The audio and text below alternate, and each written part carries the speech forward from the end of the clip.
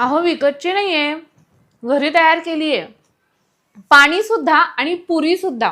काय होतं ना, पाणी काय आपण कसंही करू शकतो, पण पुरीच्या बाबतीत काय होतं, पीठ कशा पद्धतीनं मळायचं, भिजत किती वेळ ठेवायचं, पुरी कशी लाटायची आणि तेलात गेल्यानंतर फुगण्यासाठी काय करायचं, यासाठी खूप सगळ्या टिप्स या व्हिडिओमध्ये मी आज तुमच्याबरोबर शेअर केलेल्या आहेत. त्यामुळे पाणीपुरी ज्यांना ज्यांना आवडती त्यांनी हा व्हिडिओ स्किप न करता शेवटपर्यंत बघा. पुऱ्या करण्यासाठी इथं आपण हा बारीक रवा घेतलेला आहे. रवा घेताना जरी बारीक घेतला तरी सुद्धा आपल्याला हा मिक्सरमध्ये फिरवून घ्यायचा असतो. तर त्यासाठी इथे मी एक जार घेतलेला आहे आणि याच्यामध्ये आपण हा रवा फिरवून घेणार आहोत. रवा आपण मिक्सरला फिरवून जरी घेत असलो की नाही तरीही आपल्याला याची एकदम बारीक पावडर करायची नाहीये. आपण कसं म्हणतो, हा रवा जेवढा आहे की नाही त्याच्यापेक्षा तो बारीक झाला पाहिजे, पावडर नाही झाली पाहिजे. तर आता हा बारीक केलेला रवा आपण या ताटामध्ये काढून घेऊयात. आपण एक फुलपात्र रवा घेतलेला होता, बरोबर त्याच्या निम्म म्हणजे अर्ध फुलपात्र आपण हे गव्हाचं पीठ घेतलेलं आहे. आता आपल्याला हे मळून घ्यायचंय. अगोदर आपण हे एकत्र करून घेऊयात. आणि हे पीठ मळत असताना खूप जास्त सैलसर नाही तर एकदम घट्टसर अशा पद्धतीचं आपल्याला हे मळून घ्यायचं असतं. ह्या पुऱ्या जर आपण विकतच्या खाल्ल्या की नाही तर तुम्ही फक्त कोरडी पुरी खाऊन बघितली तर तुमच्या लक्षात येईल की त्या पुऱ्यांमध्ये मीठ टाकलेलं नसतं. पण तरीही जेव्हा आपण घरी करतोय, तुम्हाला जर असं वाटलं की मीठ टाकावं तर अगदी चिमटभर तुम्ही टाकू शकता. या पुऱ्या चांगल्या पद्धतीनं फुलाव्यात याच्यासाठी हे पीठ आपल्याला जरी आपण कमी पाणी वापरलेलं असलं ना तरी देखील छान अशा पद्धतीनं मळून घ्यावं लागतं. इथं तुम्ही बघू शकता अगदी घट्टसर असं हे पीठ मी मळून घेतलेलं आहे. आणि त्याला परत आपण अशा पद्धतीनं छान मऊसूद असं करून घेतोय. जवळजवळ एक 10 ते 15 मिनिट तुम्हाला याला मळून घ्यायचं आहे. घट्टसर तरी देखील छान मऊसूद असा आपण हा गोळा मळून घेतलेला आहे. आणि आता जवळजवळ अर्धा ते पाऊण तासासाठी आपल्याला हा झाकून ठेवायचा आहे. आता जवळजवळ 1 तास झालेला आहे. 1 तासासाठी आपण हे पीठ भिजत ठेवलेलं होतं. आता आपण याला परत एकदा मऊ करून घेणार आहे. एवढ्या वेळ भिजल्यामुळे हे पीठ छान असं मऊ झालेलं आहे. आता आपल्याला काय करायचंय, याच्या छोट्या छोट्या गोळ्या करायच्या.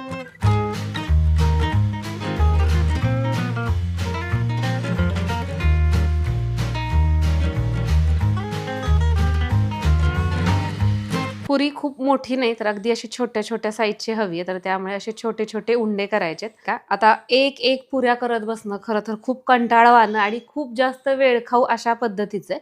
पण असं केल्यामुळे ही पुरी छान अशी फुलते किंवा फुगते. जर आपण एक सबंध चपाती लाटली आणि मग छोट्या छोट्या त्याच्या अशा टोपणानी किंवा कशानी पुऱ्या काढल्या की नाही तर त्या पुऱ्या मग काय होतात, निम्म्या फुलतात आणि निम्म्या मग फुलत नाहीत. तर त्याच्यामुळे ही अशा पद्धतीनं आपल्याला करायचं. आता आपण याला असा आकार देऊयात आणि ह्या ज्या केलेल्या गोळ्या आहेत की नाही त्या आपल्याला झाकून ठेवायच्या. तर त्यासाठी मी परत एकदा तो मगाचाच बाऊल घेतलेला आहे. घट्ट पीठ मळलंय ना तर त्यामुळे हे लवकर कोरडं पडतं आणि ते कोरडं पडू नये यासाठी आपल्याला केलेल्या म्हणजे लाटलेल्या पुऱ्या असू देत किंवा तयार केलेल्या ह्या गोळ्या असू देत ते सगळं झाकून ठेवायचं आहे. तर इथं आपण हे जे पीठ घेतलेलं होतं ना तेवढ्यामध्ये इथं तुम्ही बघू शकता अशा छोट्या छोट्या साईजच्या एकूण 70 पुऱ्या तयार झालेल्या आहेत. आणि आता हे आपल्याला लाटून एका सुती कपड्यावरती टाकायच्यात, कारण की जसं की मी मगाशी म्हटलं की प्रत्येक पुरी लाटली की ती कपड्यावरती टाकायची आणि ती झाकून ठेवायची जेणेकरून ती कोरडी पडत नाही. आता या पुऱ्या लाटण्यासाठी आहे ना आपल्याला तेल किंवा पीठ कशाचीही आवश्यकता लागत नाही. इथं मी हा छोटासा उंडा घेतलेला आहे. काही नाही, फक्त लाटताना काय करायचं, ही एकाच बाजूनं आपल्याला लाटायच्या असतात. आणि पुरीचा आकार केवढा असतो हे आपल्या लक्षात येतच. 2 वेळा आडवं आणि 2 वेळा उभं लाटलं की आपली ही पुरी तयार होते. आणि तुम्ही हे बघू शकता खूप जास्त ही जाड नाही ठेवलेली आहे, पातळसर अशा पद्धतीची आपल्याला ही लाटून घ्यायची. त्यांना एकटं माणूस असलं की खूप धांदल उडते, कारण की या पुऱ्या जसं की मी तुम्हाला म्हटलं कोरड्या पडतात. आता इथं काय केलेलं आहे, साधारण ह्या एवढ्या पुऱ्या मी लाटून घेतलेल्या. आता अगोदर ह्या तळून घेते आणि मग नंतर पुढच्या लाटूयात.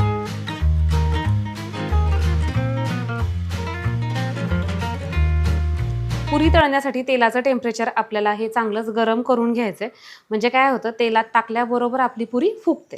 पुऱ्या तेलात सोडल्यानंतर मात्र टेम्परेचर जे आहे ते थोडंसं कमी करायचंय, कारण की मग आपल्याला ह्या पुऱ्या अशा वरून सुद्धा छान खरपूस झाल्या पाहिजेत ना. आणि अशा जी पुरी फुगलेली नाहीये ना तिला असं थोडंसं प्रेस करायचं.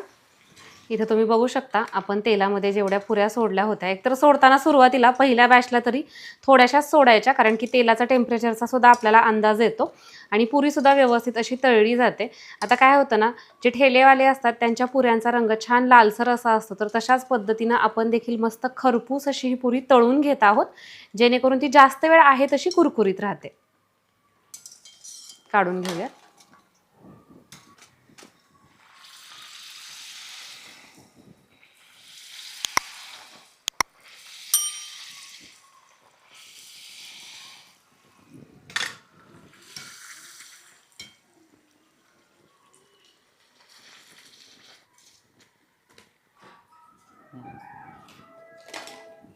पुरी तेलात सोडल्यानंतर पहिली पुरी टाकल्यानंतर ती फुगली की नाही, मग त्याच्यानंतरच आपल्याला ही पुढची पुरी सोडायची असते. सगळ्या पुऱ्या एकदम टाकायच्या नाहीत, नाहीतर मग काय होतं, निम्म्या पुऱ्या फुगतात आणि निम्म्या पुऱ्या तशाच राहतात. तुम्ही इथं बघू शकता सगळ्या आपल्या पुऱ्या फुगलेल्या आहेत, कारण की आपण टाकतानाच व्यवस्थित एकामागे एक टाकलेल्या आहेत. आणि ही एक छान अशी ट्रिक आहे. जर ही ट्रिक तुम्हाला आवडली असेल तर व्हिडिओला नक्की लाईक करा. आपण सुरुवातीला थोड्याशा पुऱ्या तळल्या, त्याच्यामुळे काय अंदाज आला माहिती आहे का, तुम्ही जर या पुऱ्यांकडे बघितलं ना, तर तळल्यानंतर या पुऱ्या अर्थातच फुलतायत आणि फुगतायत, तर त्याच्यामुळे थोडीशी याची जी साईज आहे ना ती मला मोठी वाटते. म्हणजे आपण पाणीपुरीच्या गाड्यावरती जी पुरी खातो त्याच्यापेक्षा थोडीशी मोठी पुरी आहे, तर म्हटलं चला थोडीशी छोटी करूया.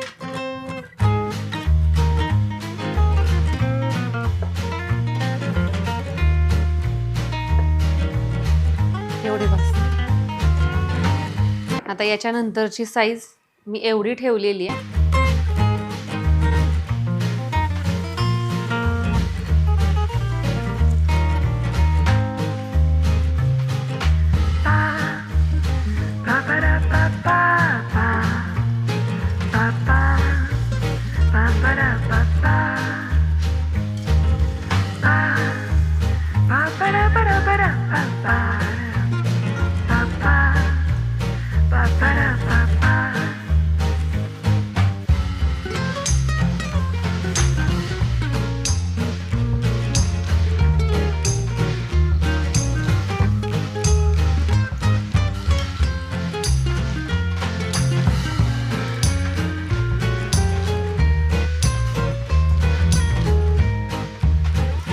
पुढची बॅच तुम्ही बघू शकता, याच्यामध्ये आपण पुऱ्यांचा जो आकार आहे ना तो लहान ठेवला होता आणि ही बॅच देखील आपली सगळी पूर्णपणे फुगलेली आहे. छान असा याला रंग येऊ देऊया आणि मग काढून घेऊ.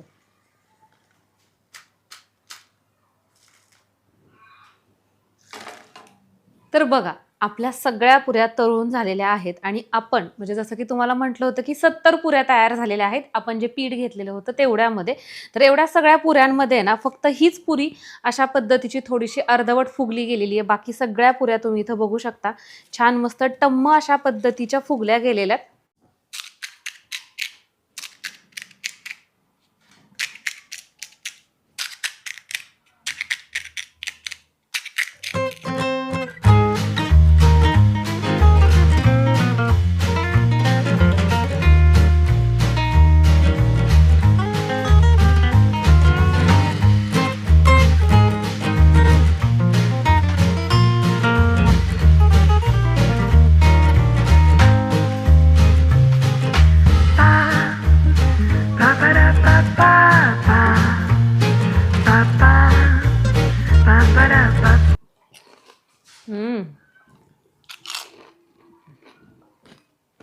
तुम्हाला सांगू का, अगदी परफेक्ट अशी आपली ही पाणीपुरी तयार झालेली आहे.